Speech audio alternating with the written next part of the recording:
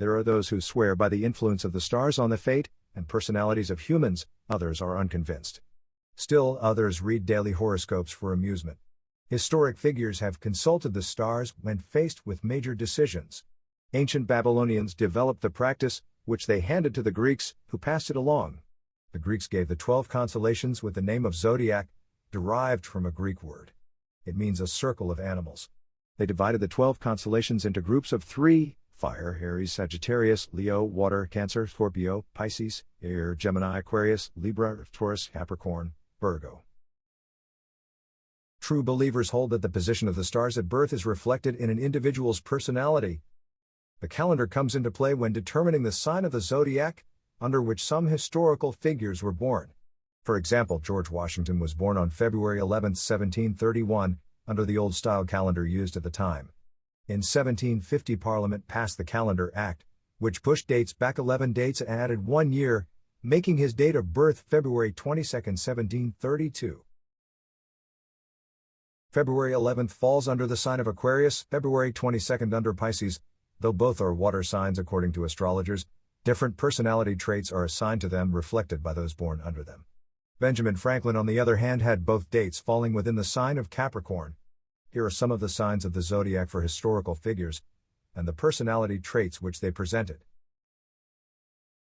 Thomas Jefferson, born April 2, 1742, April 13, 1743, under the sign of Aries. Aries is both a fire sign and a cardinal sign, meaning it is the first sign of a new season of the year. Aries is also the first sign of the zodiacal calendar. People born under Aries are said to be passionate, like to be first, and are usually ambitious. They are also said to be easily bored with details, have a tendency to be selfish, and possessed of a violent temper. Optimism is a feature of their personality. Few such traits were evident in the personality of Thomas Jefferson, at least not openly displayed.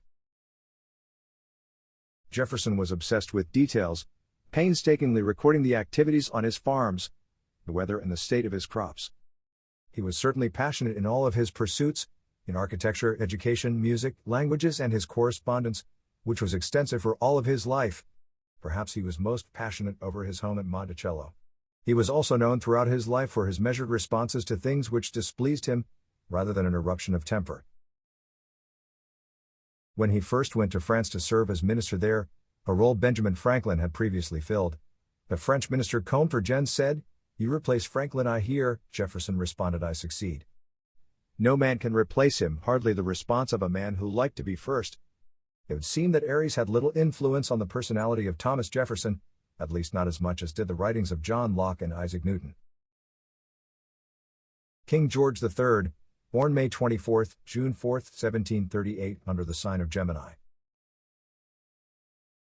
Gemini is the sign of the twins, an air sign, and those born under it are said to be creative, curious, quick-witted, innovative, and emotional. The man who became King George III was born under the sign, 8 weeks premature. He was not expected to survive at first. When he did, he grew into a reserved child, privately tutored at the family home on Leicester Square. As a child, he took a strong interest in science. His father, the Prince of Wales, died suddenly in 1751, and the King George II began to pay attention to young George, who became his heir apparent. George II spoke German as his primary language, and he conversed with his grandson in that language when they met. George became King George III at the age of 22. During his reign he took no mistresses, remaining faithful to his wife Charlotte, with whom he had 15 children.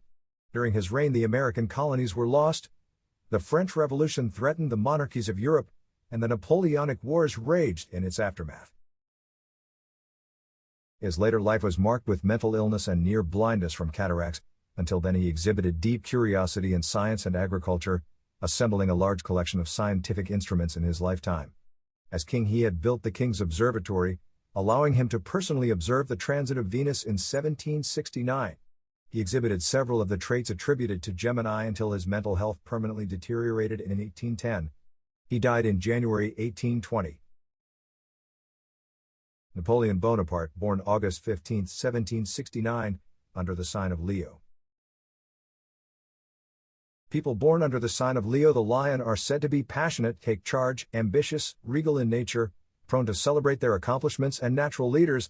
Those traits were certainly apparent in the personality of Napoleon Bonaparte, who quite literally seized the crown of Emperor of the French with his own hands.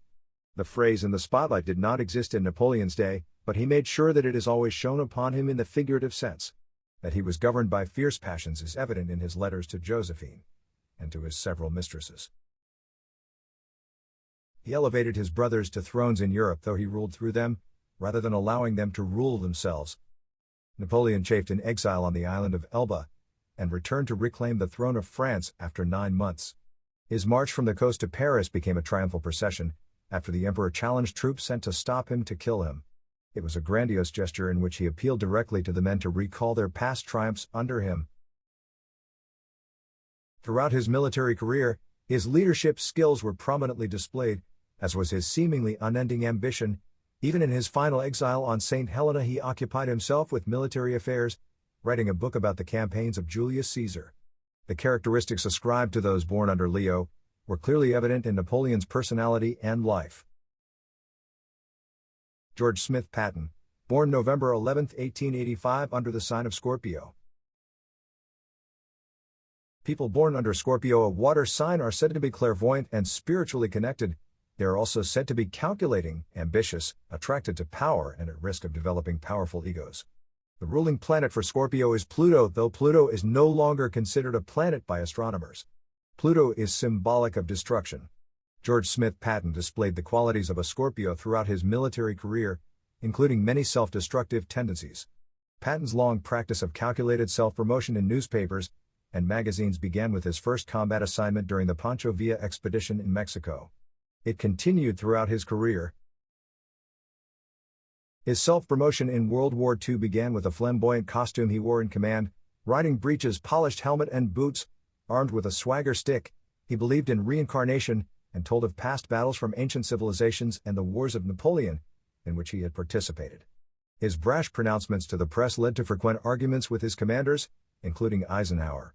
Patton died shortly after the war in Europe ended, from injuries sustained in a traffic accident in December 1945. He has remained controversial ever since. There is no question, however, that he displayed the above-listed traits of personality, especially a powerful ego. Josef Stalin, born December 18, 1878, under the sign of Sagittarius. Josef Stalin was born in the East European state of Georgia, part of the Russian Empire, and given the tongue-twisting name of Ios Bessarianus Jukhashvili. Those born under the sign of Sagittarius are sometimes said to be endowed with strong ambition, supported by an authoritative nature. They can be adaptable and resourceful. Such qualities were readily apparent in the personality and career of Josef Stalin. He was nearly blind in his ambition, and ruthlessly resourceful in carrying out his political goals throughout his career. His authoritative nature was evident from his complete control of the Soviet Union attained in the 1930s. During the decade of the 1930s, Stalin's Great Purge, targeted at what he and his minions called enemies of the working class, led to over 700,000 executions. Sagittarians are also said to be appreciative of art and luxury. While Stalin's policies led to additional millions dying of starvation and disease, he lived in luxury in the Kremlin and in dachas. At the time of his death, he owned a collection of over 2,700 records featuring classical music. He collected wrist and pocket watches and enjoyed raising flowers. While he did so, uncounted millions died, either under his orders or as a result of his failed policies. His rule of the Soviet Union was one of the most repressive in world history. Julius Henry Marx, born October 2, 1890, under the sign of Libra. Librans are said to be quick-witted, clever, with strong imaginations. They are sociable in nature and love to engage in conversations where they can display their biting sense of humor. They also possess innate diplomatic skills, according to some interpretations of the sign. The above traits are clearly descriptive of Julius Henry Marx, who achieved fame under the performing name Groucho. Groucho grew up with his siblings on the Upper East Side of Manhattan. Poverty forced him to quit school and seek work at the age of 12. In 1905, he began his career as a vaudevillian. 4 years later saw the debut of the Marx Brothers, though they performed under the name of the Four Nightingales. Groucho made 26 films in his career, half of them with brothers Chico and Harpo. The latter famously didn't speak in them. Throughout, the brothers went off script, bantering among themselves and other actors, often to the exasperation of directors and writers. Groucho took his wit and imagination to the quiz show You Bet Your Life on radio in 1947, and to television 3 years later. The program, which was performed before a live audience, had no script and was entirely ad-libbed by Groucho and the audience members who joined him on stage. The broadcast was pre-recorded because the producers and sponsors were aware Marx would say virtually anything which came to his nimble mind. Editing out risque comments was necessary to assuage the concerns of the censors. Edgar Allan Poe, born January 19, 1809, under the sign of Capricorn. The Capricorn personality is said to be marked by creative intelligence, the ability to communicate, discipline, and a well-grounded nature. Some such traits were evident in Edgar Allan Poe's personality and life, while others were not, depending on how discipline in particular is regarded. While Poe possessed the discipline needed to write, and edited and reviewed the works of others, he lacked certain aspects of self-control. He gambled his way out of the University of Virginia, and later failed as a cadet at the military academy at West Point. Throughout his career, he struggled with debt and alcohol, including absinthe. At the age of 26, he married his 13-year-old cousin, who died after 11 years of marriage. Creative intelligence, however, he possessed to a remarkable degree. He wrote poetry which remains famous and widely read. He is credited with inventing the modern detective fiction genre. Poe's psychological thrillers are still made into motion pictures and television programs, as well as adapted for the stage. He also wrote science fiction, and satire and outright hoaxes emerged from his pen. He was also a critic, called by James Lowell, another critic, the most discriminating, philosophical, and fearless critic upon imaginative works who has written in America. Poe's untimely and mysterious death in Baltimore, and his burial there, have made him an enduring part of that community. James Dean, born February 8, 1931, under the sign of Aquarius. According to some astrologers, Aquarius bestows upon those born under it charm, vivacity, youthfulness, intelligence, and the ability to master one's emotions. James Dean possessed such qualities when he burst upon the American scene in 1953's East of Eden. Though some believed him to be an overnight success, he had been acting in television for several years while attending acting school. East of Eden was his Hollywood breakthrough. He followed it with Rebel Without a Cause, 1955, and Giant with Rock Hudson and Elizabeth Taylor the following year. Dean was scheduled to film Somebody Up There Likes Me in the role of Rocky Graziano. After his death, the part was given to Paul Newman. Dean dated several actresses during his short life. They included Liz Sheridan and Ursula Andress. He also loved speed, on his motorcycles and in his cars. He raced the latter in both amateur and professional events, and was on the way to participate in an automobile race in his Porsche 550 Spyder, when he was killed in an accident in Southern California. His death at a young age made his youthfulness a permanent part of his legacy. At his death, Humphrey Bogart said of Dean, "If he had lived, he never would have been able to live up to his publicity." As of 2019, Dean's estate continues to earn about $5 million per year. John Augustus Roebling, born June 12, 1806, under the sign of Gemini. Those born under the sign of Gemini are supposedly endowed with communication skills, with twin natures. Connecting with people is their skill. They are also optimistic and creative. So it is interesting to consider the career of John Augustus Roebling. Roebling spent his professional life connecting people by building bridges. He designed and built several, some of which still stand and serve their communities. He also completed most of the design of the Brooklyn Bridge, before his untimely death from a construction site injury. The bridge was completed by his son Washington, at the cost of his health. Before he built bridges, Roebling manufactured wire rope to support them. In 1849, Roebling built a suspended aqueduct across the Delaware River. It was later converted to vehicular traffic and still stands. In 1855, he completed a bridge spanning the Niagara River. 1859 saw the completion of a bridge across the Allegheny River at Pittsburgh. Modern transportation needs rendered it archaic, and it was demolished in the 1890s. The John Augustus Roebling Suspension Bridge connecting Cincinnati and Covington, Kentucky was begun in 1857. Construction was halted by the Civil War, resumed in 1863, and the bridge was completed in 1866. It still carries vehicle traffic and pedestrians across the Ohio River over a century and a half later. John Paul Jones, born July 6, 1747, under the sign of Cancer. Some of the personality traits ascribed to those born under Cancer include ambition, a tendency toward occasional moodiness, the willingness to try new things, and skill at organization. Cancer is a water sign, and the desire to be near water is often a part of the personality. John Paul Jones lived most of his life near or on the water.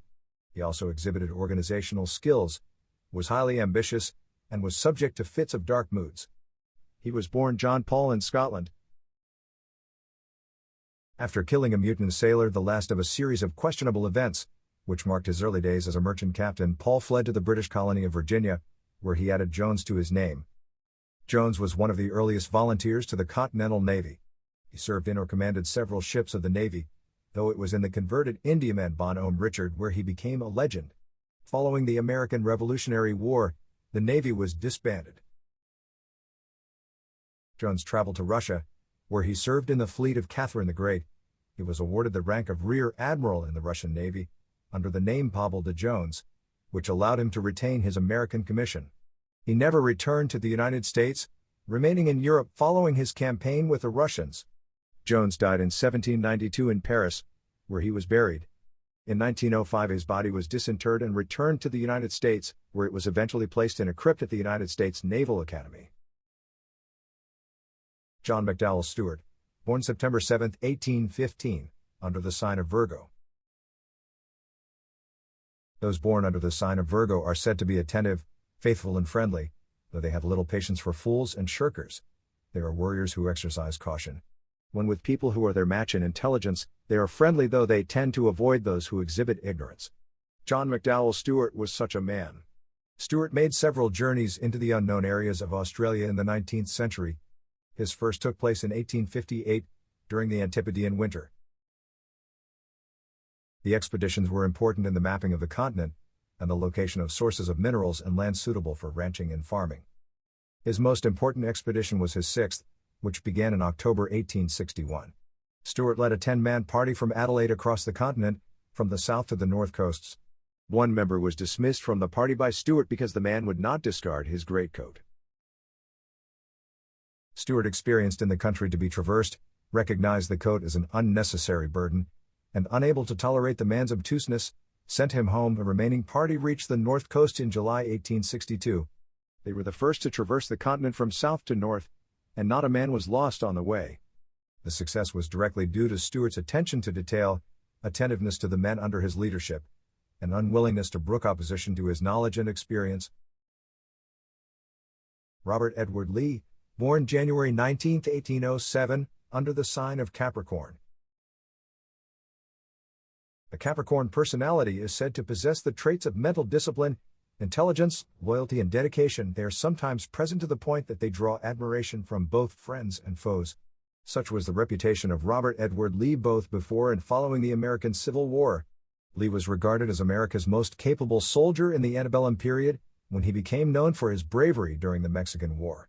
He was a member of the Army's Corps of Engineers, and his work included the establishment of the Ohio-Michigan border, improvements at the waterfront of St. Louis, and charting rivers and streams. Lee inspired the men and officers under his command during the Civil War. He developed an especially strong working relationship with his subordinate and fellow Virginian, Thomas Jonathan Stonewall Jackson. As the war began to go against the South, Lee came under some criticism, but nobody questioned his authority nor his dedication to the cause. He was so dedicated to duty during his career, he once remonstrated his wife before the war, when she asked him to come home. At the time she was residing at Arlington, across the river from Washington where Lee was posted. He replied he would rather have her encouraging him to remain at his post and his duty than troubling him with requests. He returned to the luxuries of the family plantation. Marie Curie, born November 7, 1867, under the sign of Scorpio. Scorpios are said to enjoy working with others as a team, with many of them becoming their most productive under such an arrangement. They are passionate over their work, ambitious and determined, though the influence of Pluto is said to make them somewhat secretive. Marie Curie was a Polish-born chemist and physicist who conducted early work on the subject of radioactivity. Marie didn't just win the Nobel Prize, she won it twice, in 2 different fields, the only woman to have done so at this writing. She did most of her work in teams, which included her students, her husband, and his brother. In just 4 years at the turn of the 19th century, Marie and Pierre Curie published 32 scientific papers announcing their discoveries, up to then kept secret. One of them was the announcement that exposure to radium destroyed tumors and the diseased cells within them faster than healthy adjoining cells. In 1906, her husband Pierre was struck by a horse-drawn vehicle as he crossed a Paris street and killed. During World War I, Marie established a corps of mobile X-ray units to travel with the medical units of the French army. They were called Petites Curies, Little Curies. Curie paid the price for her long-standing work with radiation when she developed aplastic anemia in 1934. None of the safety precautions when working with radiation later installed were available when she and her teams conducted their pioneering work. Henry Ford, born July 30, 1863, under the sign of Leo. Personality traits said to be influenced by the sign of Leo include a take-charge attitude, a drive to succeed, and the ability to convince others to follow one's lead. Leos are imbued with a fire sign-driven passion to succeed regardless of the obstacles encountered. Henry Ford was such an individual. He was born in 1863, the same year the Union won the Battle of Gettysburg. By the end of his long life, the Allies had prevailed in World War II, with many of the machines of war produced on his assembly lines. He did not invent the automobile, but he made it affordable for the masses. He was one of the richest, most recognizable, and most quoted men in the world by the 1920s. Ford began with racing cars while working for Thomas Edison. He later formed the Ford Motor Company after a few fitful starts of other organizations, which failed to build the car he wanted. American drivers sit on the left because that is where Ford placed the steering wheel in his Model T. All other American manufacturers followed his lead. Many others followed his lead as well. From Ford came automobile dealerships, automobile clubs, and the need for better roads. Ford paid his workers better, attracting better workers, and the competition was forced to follow suit. He also shortened the work week, again leading the competition to change the way they did business. Richard Milhous Nixon, born January 9, 1913, under the sign of Capricorn. According to astrologists, Capricorn's influence on those born on January 9 includes shaping a complex and moody personality. They tend to seek influential positions, but can easily delude themselves. They sometimes have difficulty handling social situations and can be awkward and reserved. Periods of unhappy and depressed moods are possible, though they can be skilled at manipulation and politics. The description fits Richard Nixon. As President of the United States, Nixon oversaw the American moon landing, arguably the high point of American technological achievement during the Cold War. He also opened the way to China and helped ease tensions with the Soviets. But his handling of the Watergate affair and its effect on his presidency was his undoing. Throughout what his hand-picked successor called our great national tragedy, Nixon deluded himself into believing that he could survive the scandal through deception. When it became evident that he would not, he descended into black moods, deepened by heavy drinking and paranoia. Throughout his political career, he was known to be uncomfortable in social situations. He was unable to engage in small talk comfortably, coming across to others as stiff and aloof. Whether the tendencies were the result of upbringing or the influence of his stars is a matter of what one believes. William Shakespeare, born April 23, 1564, under the sign of Taurus. The true date of William Shakespeare's birth is unknown. The first appearance he makes in the historical record is on April 26, 1564, when he was baptized in Stratford-on-Avon. April 23 is traditionally observed as his birthday. It was actually the day he died in 1616. Either date makes the bard a Taurus, which is said to imbue the qualities of wit, self-indulgence, and pragmatism. They can be both narrow-minded and stubborn.